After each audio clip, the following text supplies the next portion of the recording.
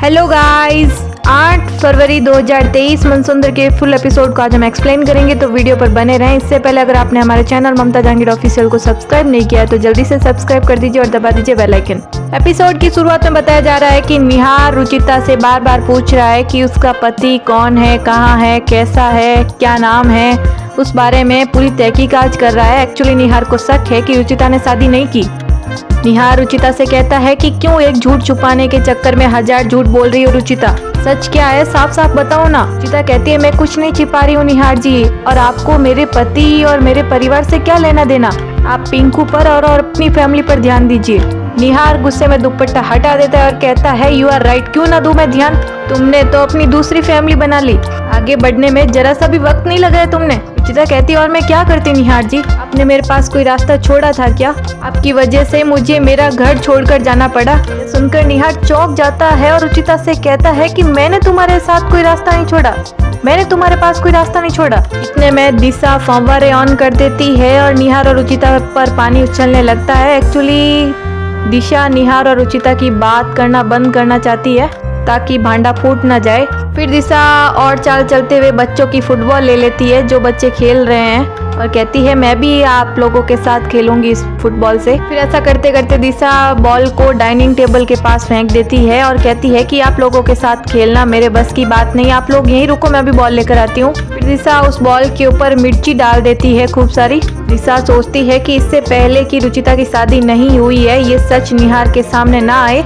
इसलिए मुझे ये करना होगा। फिर निहार कहता है कि मेरी वजह से तुम घर छोड़कर गई थी रुचिता, अरे मुझे लगा था कि तुम मुझे समझोगी, मेरी मजबूरी को अपनाओगी। रुचिता निहार का हाथ हटाते हुए कहती है क्यों समझती मैं निहार जी, क्यों अपनाती, मैं इंसान हूँ भगवान नहीं, इतना बड़ा दिल नहीं था मेरा। फिर दिशा मिर्ची लगी बॉल दे देती है और कहती है बच्चे लोग अब आपस में खेलो।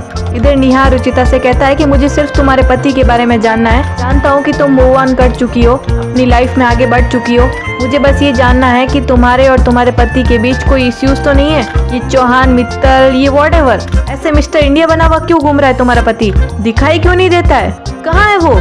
रुचिता निहार से कहती है देखिए निहार जी, मुझे जितना मेरे पति के बारे में आपको बताना था मैंने बता दिया, इसलिए आप प्लीज मेरी पर्सनल लाइफ में दखल अंदाजी करना बंद कीजिए। इधर वो मिर्ची से भरी हुई बॉल रूही के पास आती है और इधर रुचिता अंदर जाने वाली होती है तो निहार उसे हाथ पकड़कर रोक देता है और कहता है कि यही बात मेरी आंखों में आंखें डालकर कहो ना रुचिता, तुम्हारा ये नजरें चुराना साबित करता है कि तुम झूठ बोल रही हो। मैं तुम्हारी पर्सनल लाइफ में दखल देना नहीं चाहता, जब तक मुझे मेरे सवालों के जवाब नहीं मिलते तुम यहाँ से नहीं जाओगी।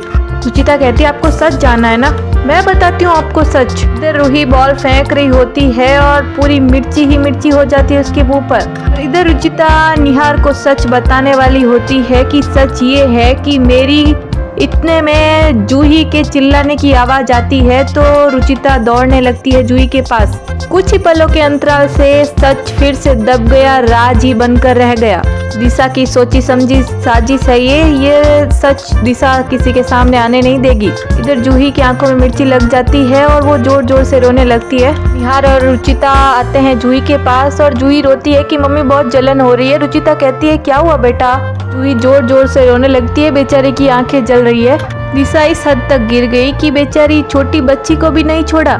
जूही जोर जोर से रो रही है। निहार कहता है जूही बेटा हाथ हटाओ ना, देखने दो क्या हुआ। जूही कहती है मम्मी बहुत जल रहा है। रुचिता को कुछ समझ नहीं आ रहा होता है और जूही के चिल्लाने से सब घर वाले इकट्ठे हो जाते हैं। सब घर वालों के आने से दिशा बॉल को धीरे से उधर सरका देती है ताकि किसी को पता न चले कि बॉल के ऊपर मिर्ची लगी है। नरेश कहते हैं क्या हुआ बेटा, ये जूही रो क्यों रही है? तो निहार रूही और पिंकू से पूछते हैं कि बेटा आप सब लोग खेल रहे थे ना, क्या हुआ अचानक?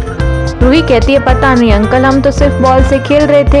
अचानक जूही चिल्लाने लगी और आंखें पकड़कर रोने लगी। इतने में दिशा पानी लेकर आती है और कहती है 1 मिनट साइड हटो। दिशा जूही की आंखों में पानी डालती है, पानी के छींटे मारती है। रुचिता दिशा को रोकते हुए कहती है दिशा क्या कर रही है आप, एक बार मुझे देखने तो दो। दिशा कहती है जूही की आंखें जल रही है ना, तो मुझे लगा पानी डाल देती हूँ, उसको आराम मिलेगा। रुचिता कहती है जूही बेटा हाथ हटाओ, एक बार दिखाओ क्या हुआ आंखों के तेरे। जूही हाथ हटाती है और उसकी आंखें पूरी लाल हो रखी है। रुचिता कहती है हे भगवान इसकी आंखें इतनी लाल क्यों हुई है, क्या हुआ इसे? फिर डॉक्टर को इन्फॉर्म किया जाता है। पूनम इतनी देर तमाशा देखने के बाद अपनी जुबान खोलती और कहती है रुचिता भाई तुम्हारी लड़कियां बहुत ही नाजुक है, जरा सा कुछ हुआ नहीं, बस हंगामा खड़ा कर देती है। निहार पूनम को झाड़ते हुए कहता है कि मॉम प्लीज कम से कम बच्ची के सामने तो ऐसी बातें मत कीजिए। फिर रुचिता को जूही के हाथ पर लगी मिर्ची दिख जाती है। रुचिता कहती है लाल मिर्च। रुचिता समझ जाती है कि जूही की आंखों में लाल मिर्च गई है। पूनम सामना करते हुए कहती है कि लाल मिर्च इसके हाथों में कहां से आ जाएगी रुचिता। इतने में रितु के पैर की ठोकर लगने से बॉल बीच में आ जाती है। बॉल को रुचिता के पास लुढ़कते हुए देखकर दिशा घबराने लगती है। दिशा सोचती है कि ये बॉल अचानक बीच में कहां से आ गई। बॉल को देखते ही पिंकू लेने ही वाला होता है। रुचिता उस पर लाल मिर्च लगी हुई देख लेती है और कहती है रुक जाओ पिंकू बेटा, इस पर लाल मिर्च लगी है, तुम्हारी आंखों में लग जाएगी। पूनम कहती है लाल मिर्च। रुचिता कहती है पिंकू बेटा इस बॉल पर मिर्च लगी कैसे? आप लोग यहीं पे खेल रहे थे ना, फिर इसमें मिर्च कैसे लगी? भड़कते हुए पूनम कहती है तुम क्या कहना चाहती हो रुचिता, कि पिंकू ने लगाई ये लाल मिर्च बॉल में? रुचिता कहती है नहीं माँ, मैं किसी पर इल्जाम नहीं लगा रही हूँ, मैं तो बस जानना चाह रही हूँ। पूनम कहती है नहीं, लगता है अभी भी चैन नहीं मिला है तुम्हें।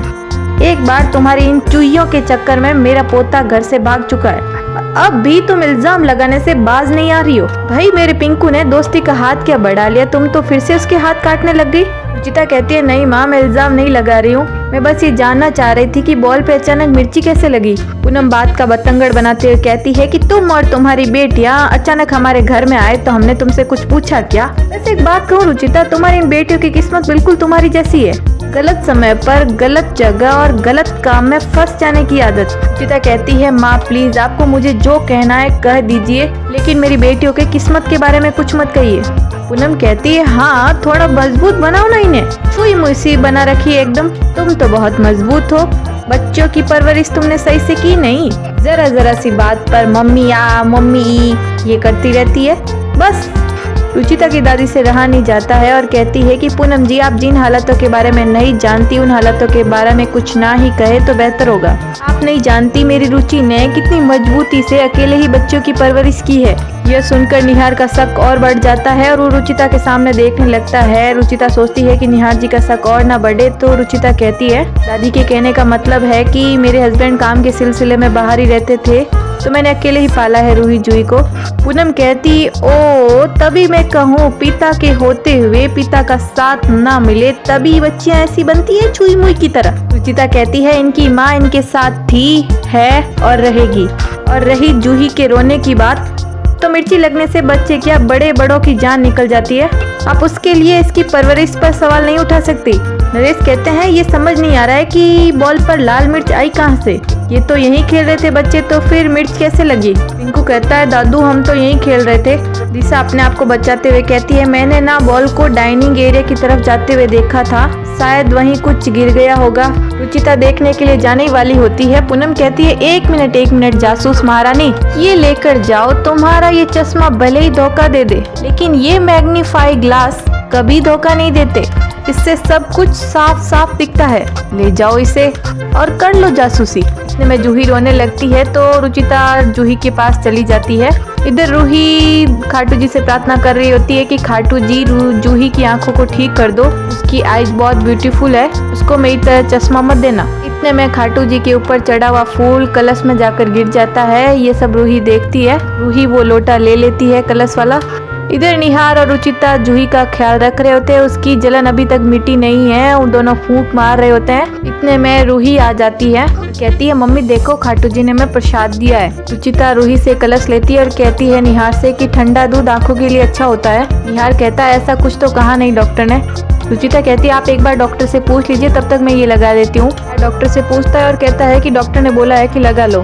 दूध लगाते ही जूही की आंखें ठीक हो जाती है और वो आंखें खोल देती है और कहती है कि मम्मी अब जलन नहीं हो रही है। ये सुनकर निहार और रुचिता बहुत खुश होते हैं और कहते हैं सच्ची जलन नहीं हो रही। जूही कहती है मम्मी अब मुझे सब क्लियरली सब कुछ दिख रहा है। दिशा बाहर खड़ी निहार और रुचिता को पास में देखकर बहुत ही परेशान हो रही होती है। जूही कहती है खाटू जी ने जूही की आंख को बचा लिया और सब कुछ ठीक कर दिया। रुचिता रूही से कहती है थैंक यू सो मच बेटा, आपने जूही की आंखें बचा ली। जूही कहती है कि अगर मम्मी जूही की आंखों को कुछ हो जाता तो उसे भी मेरी तरह आपकी तरह चश्मा लग जाता, फिर हम चश्मिश फैमिली बन जाते। निहार कहता है क्यों आपके पापा को भी चश्मा लगा है क्या? ये सुनकर रुचिता घबराने लगती है। बच्चियाँ कुछ कहने ही वाली होती है, इतने में रुचिता का फोन आ जाता है। एक्चुअली फोन रुचिता के पापा का होता है।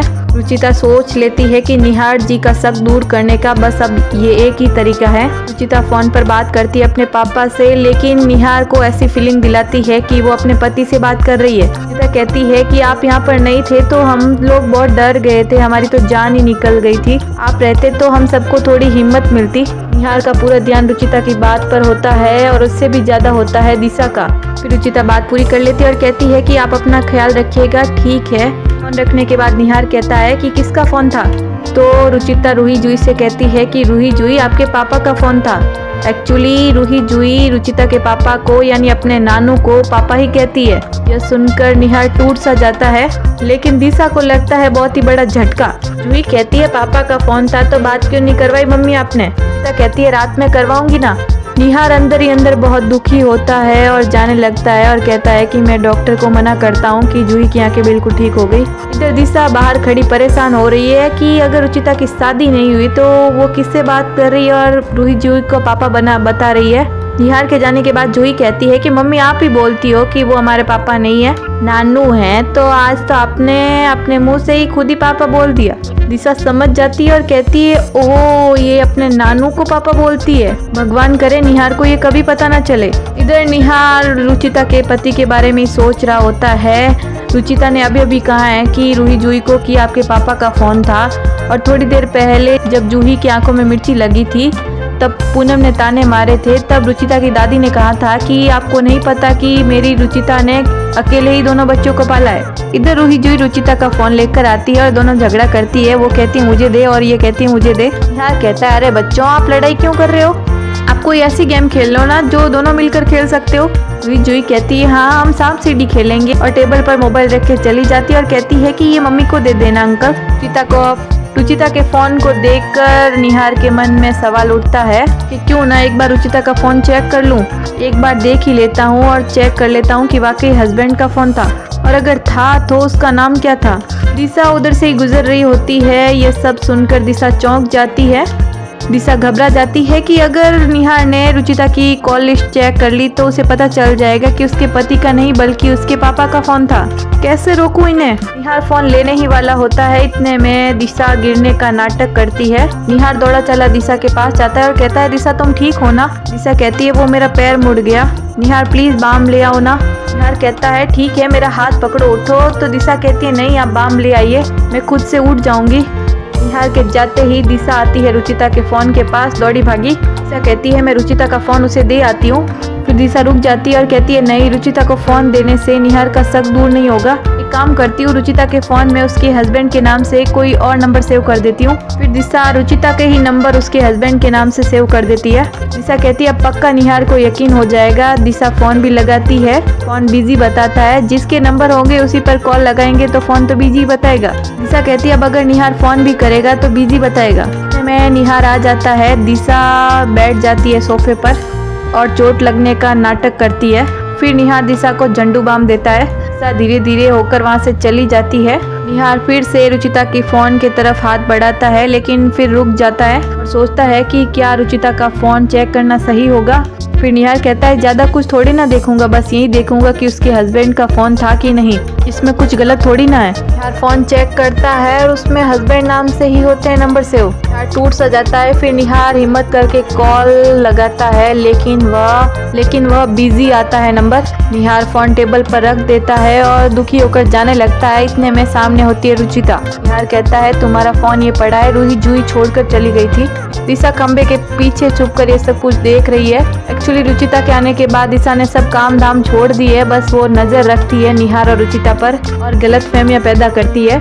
रुचिता कहती है कि शायद निहार जी के सामने अपने पति से बात करने की एक्टिंग की मैंने, इसी बात से अब तक दुखी है निहार जी, लेकिन मैं क्या करूं, ये करना भी जरूरी है। दिशा सोच रही है कि हे भगवान आज तो जैसे तैसे बच गई, लेकिन निहार का शक दूर करने के लिए मुझे कुछ तो बड़ा करना होगा। दिशा क्या करने वाली है ऐसा बड़ा तमाशा। फिर इधर रुचिता बेचारी अपनी बच्चों के लिए खाना ले जा रही होती है, तो दिशा रुचिता के आने का इंतजार कर रही होती है। जैसे ही रुचिता दिशा के कमरे के आगे से गुजर ही रही होती है तो दिशा के रोने की आवाज आती है रुचिता को। तो रुचिता दरवाजा नॉक करती है। रुचिता कहती है क्या हुआ दिशा, आप ठीक तो है ना। दिशा डोंग करते हुए कहती है ठीक ही हूँ। रुचिता दिशा से कहती है दिशा क्या बात है, मुझे बताओ, शायद मैं तुम्हारी कोई मदद कर पाऊँ। दिशा फिर से रोने लगती है। रुचिता कहती है दिशा क्या हुआ बताओ ना। दिशा डोंग करते हुए कहती है कि क्या बताऊँ मैं आपके सामने अपना दुखड़ा रोना तो नहीं चाहती, लेकिन इन डब्बे में दबे मेरे दिल के अरमान कभी कभी आंसू बनकर बाहर आ जाते हैं। आखिर क्या है उस डब्बे में। रुचिता कहती है क्या है इस डब्बे में दिशा। ओह, डब्बे में मंगलसूत्र और सिंदूर है। दिशा कहती है ये मंगलसूत्र ये सिंदूर बहुत जल्द पिंकू के पापा मुझे पहनाने वाले थे। बहुत जल्द समाज की नज़रों में मैं निहार जी की पत्नी बनने वाली थी, लेकिन अब डर सा लग रहा है कि ये सच होगा भी या नहीं। दिशा रुचिता से भीख मांगते हुए कहती है रुचिता जी आपका घर तो बस चुका है, प्लीज़ मेरा घर भी बस जाने दीजिए। अब यही मेरा परिवार है, पिंकू और पिंकू के पापा ही मेरी दुनिया है। हम अपने आप में एक परिवार की तरह तो थे। बहुत जल्द समाज में भी हमें ये दर्जा मिलने वाला था, फिर कभी कोई मेरे पिंकू पर उंगली नहीं उठाता। ये सब सुनकर रुचिता पूरी टूट सी जाती है। दिशा कहती है रुचिता जी पिंकू के पापा ने आपको भुलाने में बहुत वक्त लगा दिया और अभी सब कुछ ठीक ही हो रहा था कि आप और आपकी बच्चियां वापस आ गई। इधर निहार अपने दोस्त से बात कर रहा होता है जो कि नेवी में है। निहार उससे कहता है कि मैंने तुम्हें कहा था ना कि राकेश चौहान उसके बारे में पता करने की, अब उसकी कोई ज़रूरत नहीं है, वो शादीशुदा ही है। तो वो दोस्त कहता है ओके, लेकिन तुझे भी कोई गलतफहमी हुई है क्योंकि मैंने भी पता किया था। निहार कहता है क्या। दोस्त कहता है कि राकेश चौहान नाम के सिर्फ 2 ही बंदे हैं नेवी में, एक अनमैरिड है और एक न्यूली ज्वाइन है 22 साल का, और एक डिवोर्स है जो ऑलमोस्ट रिटायर होने वाला है और वो 50 साल का है। निहार कहता है मतलब राकेश चौहान का कोई भी मैरिड आदमी नहीं है नेवी में। दोस्त कहता है नहीं। निहार का शक और पक्का होता जाता है और कहता है कि मेरा शक सही निकला, इसका मतलब रुचिता अपने पति को लेकर मुझसे बहुत बड़ा सच छुपा रही है। इधर रुचिता दिशा से कहती है कि आप चाहते क्या है, मुझे साफ साफ बता दीजिए। तो दिशा रोते बिलखते कहती है कि आप पिंकू के पापा से अपने पति की बात करवा दीजिए। जरूरी नहीं है कि आपके पति उनसे बात करे, कोई और भी पिंकू के पापा से बात कर लेंगे ना, तो उन्हें यकीन हो जाएगा कि सब सही है और आप खुश हैं। अब रुचिता निहार को अपनी शादीशुदा जिंदगी का यकीन दिलाने के लिए और क्या बहाने बनाएगी, और निहार ये कैसे पता लगाएगा कि रुचिता शादीशुदा नहीं है। इसी के साथ हो जाती है एपिसोड की समाप्ति और आगे के एपिसोड में दिखाया जाता है निहार चोरी छुपे रुचिता के कमरे में आता है और उसके कबाड़ में तहकीकात करता है, जिसमें उसे एल्बम मिलता है जिसमें उसके पति की फोटो नहीं होती है, बाकी सबकी होती है। निहार कहता है इसमें तुम्हारे पति की फोटो नहीं है, क्यों रुचिता तुम इतना बड़ा झूठ बोल रही हो। निहार पूरी तरह कंफर्म हो जाता है और कहता है कि मुझे अच्छे से पता है कि अब मुझे रूही जुई से क्या पूछना है। निहार रूही जुई से पूछता है कि अपने पापा से मिले हो कभी क्या। में रुचिता आ जाती है और निहार से कहती है कि निहार जी आप बच्चों को परेशान करना बंद कीजिए, के सवालों का जवाब मिल गया, इनसे मिलिए। ओ लगता है रुचिता किराए पर लेकर आ गई है पति को। क्या रुचिता का ये बहाना निहार पर हावी होगा या फिर निहार उसे भी पकड़ लेगा। इसी के साथ मिलते हैं अगले वीडियो में। आज के लिए इतना ही। अगर हमारा वीडियो आपको अच्छा लगे तो प्लीज़ लाइक, कमेंट, शेयर और सब्सक्राइब करना ना भूलें। Thanks for watching.